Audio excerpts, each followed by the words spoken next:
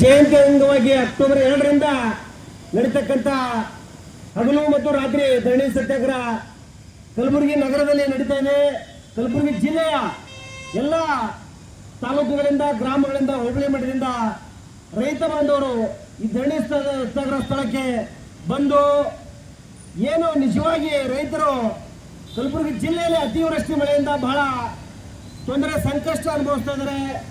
ಎಲ್ಲರೂ ಇವತ್ತಿನ ಈ ಒಂದು 4ನೇ ದಿನ ಧರಣಿ ಸತ್ಯಾಗ್ರಹದಲ್ಲಿ ನಂದೂರು ಗ್ರಾಮದ ರೈತ ಬಾಂಧವರು ಬಂದಿದ್ದಾರೆ. ಇದೇ ತರ ಬೇರೆ ಬೇರೆ ಗ್ರಾಮ ಪಂಚಾಯತಿಗಳಿಂದ, ತಾಂಡಗಳಿಂದ, ಹಟ್ಟಿಗಳಿಂದ, ಗ್ರಾಮೀಣ ಪ್ರದೇಶದ ಕೃಷಿ ಕೂಲಿ ಕಾರ್ಮಿಕರು, ಅಕ್ಕ ತಂಗಿಯರು, ರೈತರು, ವಿದ್ಯಾರ್ಥಿ, ಯುವಜನರು, ಕಾರ್ಮಿಕರು ಎಲ್ಲರೂ ನಮ್ಮ ಒಂದು ರೈತರ ಧರಣಿ ಸತ್ಯಾಗ್ರಹ ಸ್ಥಳಕ್ಕೆ ಬಂದು ಭಾಗವಹಿಸಿ ತಾವು ಸಹಿತ ಬೆಂಬಲಿಸಬೇಕಂತೇಳಿ ನಾನು ಈ ಒಂದು ಧರಣಿ ಸತ್ಯಾಗ್ರಹ ಹೋರಾಟ ಮುಖಾಂತರ ಜಿಲ್ಲೆಯ ಜನತೆಯಲ್ಲಿ ಮನವಿ ಮಾಡ್ತಾ ಇದ್ದೀನಿ.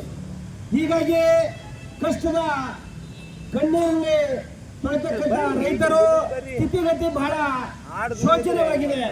ಹೀಗಾಗಿ ಕೇಂದ್ರ ಮತ್ತು ರಾಜ್ಯ ಸರ್ಕಾರಗಳು ರೈತರ ಯಾವುದೇ ರೀತಿಯ ಬ್ಯಾಂಕ್ ಸಾಲ ಆಗಿರ್ಬೋದು, ಸೊಸೈಟಿ ಸಾಲ ಆಗಿರ್ಬೋದು, ಬೇರೆ ಬೇರೆ ಸಂಘಗಳಿಗೆ ತೊಡಗಿದ ಸಾಲವನ್ನು ಸಂಪೂರ್ಣವಾಗಿ ಸಾಲ ಮನ್ನಾ ಮಾಡಬೇಕು ಮತ್ತು ರೈತರ ಕೃಷಿ ಕೂಲಿ ಕಾರ್ಮಿಕ ಮಕ್ಕಳ ಒಂದು LKG ಆಗಿರ್ಬೋದು, ಇಂಜಿನಿಯರಿಂಗ್ ಆಗಿರ್ಬೋದು, ಮೆಡಿಕಲ್ ಆಗಿರ್ಬೋದು, ಡಿಪ್ಲೊಮಾ ಆಗಿರ್ಬೋದು, ಪದವಿ ಹಂತದ 2ನೇ ಒಂದು ಸೆಮಿಸ್ಟರ್ ಏನು ಅವರು ಫೀಸ್ ಇದೆ, ಎಲ್ಲ ಶಾಲಾ ಕಾಲೇಜುಗಳ, ಖಾಸಗಿ ಶಿಕ್ಷಣ ಸಂಸ್ಥೆಗಳ ಶಾಲಾ ಕಾಲೇಜು ಶುಲ್ಕ ಮನ್ನಾ ಮಾಡ್ಬೇಕಂತೇಳಿ ಈ ಧರಣಿ ಸತ್ಯಾಗ್ರಹದಲ್ಲಿ ಪ್ರಮುಖವಾದಂತ ಮುಖ್ಯ ಬೇಡಿಕೆ ಹಾಕಿದ್ದೆವು. ಅದು ಸಹಿತ ಸರ್ಕಾರ, ಕೇಂದ್ರ ಮತ್ತು ರಾಜ್ಯ ಸರ್ಕಾರ ಈ ಬೇಡಿಕೆ ಮನ್ನಿಸಿ ಅವರಿಗೆ ಸರ್ಕಾರ ವತಿಯಿಂದ ಫೀಸ್ ಕಟ್ಟುವ ವ್ಯವಸ್ಥೆ ಮಾಡ್ಬೇಕಂತೇಳಿ ಇವತ್ತಿನ ಹೋರಾಟ ಮುಖಾಂತರ ನಾನು ಒತ್ತಾಯಿಸ್ತಾ ಇದ್ದೇನೆ.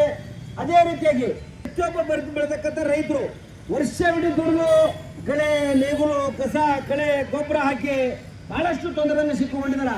1 ಎಕರೆಗೆ 25,000 ರಿಂದ 30,000 ರೂಪಾಯಿ ಸಾಲ ಸೂಲ ಮಾಡಿ ಬಿತ್ತನೆಗರ ಉದ್ದು, ಹೆಸರು, ಎಳ್ಳು, ಸೋಯಾಬೀನ್, ತೊಗರಿ, ತೋಟಗಾರಿಕೆ ಬೆಳೆಗಳಾದ ಬಾಳೆ ಆಗಿರ್ಬೋದು, ಕಬ್ಬಾಗಿರ್ಬೋದು, ಟೊಮೊಟೊ ಆಗಿರ್ಬೋದು, ಬದನೆಕಾಯಿ ಆಗಿರ್ಬೋದು, ಕೊತ್ತಂಬರಿ ಆಗಿರ್ಬೋದು, ಎಲ್ಲ ನೀರಲ್ಲಿ ಮುಳುಗಿ ಕೊಚ್ಕೊಂಡಾಗಿದೆ. ಆ ಬೆಳೆಗಳು ಸಹಿತ ಪ್ರತಿಯೊಂದು ಸರ್ಕಾರ ನಾವು ಹೆಕ್ಟರ್ಗೆ 17,000 ರೂಪಾಯಿ ಕೊಡ್ತೀವಿ ಅಂತೇಳಿ ಮೊನ್ನೆ ಕರ್ನಾಟಕ CM ಸಾಹೇಬರು ಕಲಬುರಗಿಯಲ್ಲಿ ಬಂದು ಹೇಳಿಕೆ ಕೊಟ್ಟು ಹೋದ್ರು. ಆದ್ರೆ ನಿರ್ಧಾರ ಇನ್ನೂ ಆಗಿಲ್ಲ. ಬರೀ ಸಮೀಕ್ಷೆ ಮಾಡಿ ಸಮೀಕ್ಷೆ ವರದಿ ಏನು ಬರ್ತದ ಅದ್ರ ಮ್ಯಾಗ ನಾವು ಪರಿಷ್ಕರಣೆ ಮಾಡ್ತೀವಿ, ಅದ್ರ ಮ್ಯಾಗ ನಾವು ಪರಿಹಾರಧನ ಕೊಡ್ತೀವಿ ಅಂತೇಳಿ ಹೇಳಿ ಕೈ ತೊಳ್ಕೊಂಡು ಅವ್ರು ಹೋಗ್ಬಿಟ್ಟಿದಾರ. ಆದ್ರೂ ಸಹಿತ ಸತತವಾಗಿ ಆಗಸ್ಟ್ ಮತ್ತು ಸೆಪ್ಟೆಂಬರ್ ನಿರಂತರ 60 ದಿನ ದಾಟಿ ಇದು ಅಕ್ಟೋಬರ್ ತಿಂಗಳು ನಡೆದಿದೆ. 65 ರಿಂದ 70 ರೈತರು ಕಷ್ಟದಲ್ಲಿದ್ದಾರೆ.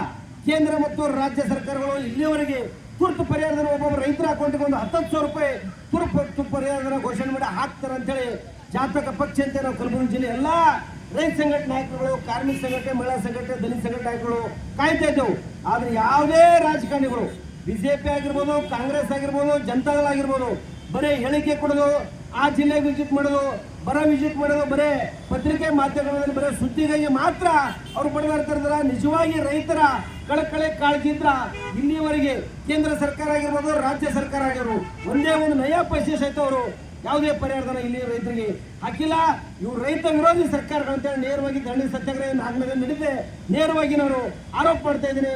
ಯಾಕಂದ್ರೆ ನಿಜವಾದಂತ ರೈತರ ಬಗ್ಗೆ ಕಣ್ಣೀರು ಮೊಸಳೆ ನೀವೇನು ಹಾಕ್ತಾ ಇದ್ದೀರಲ್ಲ, ಬರೇ ಗೂಬೆ ಕುಂದಿರ್ತಕ್ಕಂಥ ಕೆಲಸ ಮಾಡ್ತೀರಿ ಅಂತೇಳಿ ನಾನು 3 ಸರ್ಕಾರಗಳಿಗೆ ಆಗ್ರಹ ಪಡಿಸ್ತಾ ಇದ್ದೀನಿ. ಯಾಕಂದ್ರೆ ಇವ್ರ ಮ್ಯಾಗ ಅವ್ರು ಬೈದಾಡೋ, ನೀನು ಬೆಳಗಾವಿ ನೋಡಿದೆವು, ಬಿಜಾಪುರದಲ್ಲಿ ನೋಡಿದೆವು, ರಾಯಚೂರಲ್ಲಿ ನೋಡಿದೆವು, BJP ಅವರು ಕಾಂಗ್ರೆಸ್ ಬೈಯೋದು, ಕಾಂಗ್ರೆಸ್ ಅವರು BJP ಅವರು ಬೈಯೋದು ನಡೀತಕ್ಕಂಥ ವ್ಯವಸ್ಥೆ TV ಮಾಧ್ಯಮದ ಪತ್ರಿಕೆಯಲ್ಲಿ ಬರೀ ನೋಡ್ತಾ ಇದ್ದೆವು.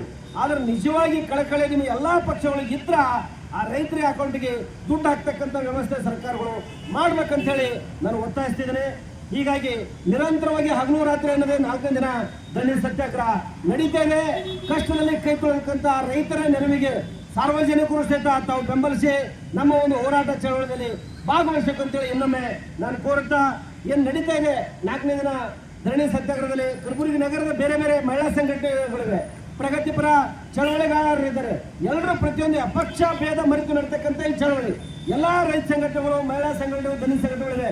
ತಾವು ಯಾವುದು ತಿಳ್ಕೊಳ್ಳದೆ ಪಕ್ಷಾತೀತವಾಗಿ, ಜಾತ್ಯತೀತವಾಗಿ, ಧರ್ಮಾತೀತವಾಗಿ ಈ ಒಂದು ಜಗತ್ಸರ ಕಂತ್ರಿ ಬಸವೇಶ್ವರ ಮೂರ್ತಿ ಅವರ ಧರಣಿ ಸತ್ಯಾಗ್ರಹ ನಡೆದಿದೆ. ಈ ಧರಣಿ ಸತ್ಯಾಗ್ರಹದಲ್ಲಿ ಕಲಬುರಗಿ ಜಿಲ್ಲೆ ಎಲ್ಲ ಗ್ರಾಮೀಣ ಪ್ರದೇಶದ ಮತ್ತು ನಗರ ಪ್ರದೇಶದ ಅಕ್ಕ ತಂಗಿಯರು, ಅಣ್ಣ ತಮ್ಮಂದಿರು, ರೈತರು, ವಿದ್ಯಾರ್ಥಿ ಯುವಜನರು ಎಲ್ಲರೂ ಪಾಲ್ಗೊಂಡು ಈ ರೈತರ ಕಷ್ಟದಲ್ಲಿ ತಾವು ಸಹಿತ ಭಾಗವಹಿಸಿ ತಿಳ್ಕೊಂಡು ಪಾಂಪಡ್ಸ್ ಅಲ್ಲಿ ಡಿಟೇಲ್ ಆಗಿ ನಾವೆಲ್ಲ ಮನವಿ ಪತ್ರ ಪಾಂಪಡ್ಸ್ ಅಲ್ಲಿ ಹಾಕಿದೆವು. ಅದು ತೆಗೆದುಕೊಂಡು ಹೋಗಿ ತಮ್ಮ ತಮ್ಮ ಅಕ್ಕಪಕ್ಕದ ಮನೆಯವರಿಗೂ ಸುತ್ತ ಇಂಥ ಸ್ಥಳದಲ್ಲಿ ರೈತರ ಸಲುವಾಗಿ 4ನೇ ದಿನ ಧರಣಿ ಸತ್ಯಾಗ್ರಹ ಮಾಡ್ತಾ ಇದ್ರ. ಕಲಬುರಗಿ ಬಂದ ಹಾಕೋಬೇಕಂತೇಳಿ ಮುಂದೆ ರೈತ ಸಂಘಟನೆಗಳ ಉದ್ದೇಶಗಳಿವೆ. ದಿನದಿಂದ ದಿನಕ್ಕೆ ಯಾವ ರೀತಿ ಈ ಚಳವಳಿ ಹೋರಾಟ ಬದಲಾವಣೆ ಆಗುತ್ತೆ, ಪ್ರತಿಯೊಬ್ಬರು ಸಾಯಂಕಾಲ ಎಲ್ಲರೂ ಹೋರಾಟಗಾರರು, ರೈತ ಸಂಘಟನೆ ಮುಖಂಡರುಗಳು, ಕಾರ್ಮಿಕ ಸಂಘಟನೆ ನಾಯಕರು ಇಲ್ಲಿ ಸಭೆ ಸೇರಿ ತೀರ್ಮಾನ ಮಾಡಿ ಮುಂದಿನ ಹೋರಾಟ ಯಾವ ರೀತಿ ರೂಪರೇಷೆ ಮಾಡ್ಬೇಕಂತೇಳಿ ನಿರ್ಧರಿಸ್ತಾ ಇದ್ದೇವೆ.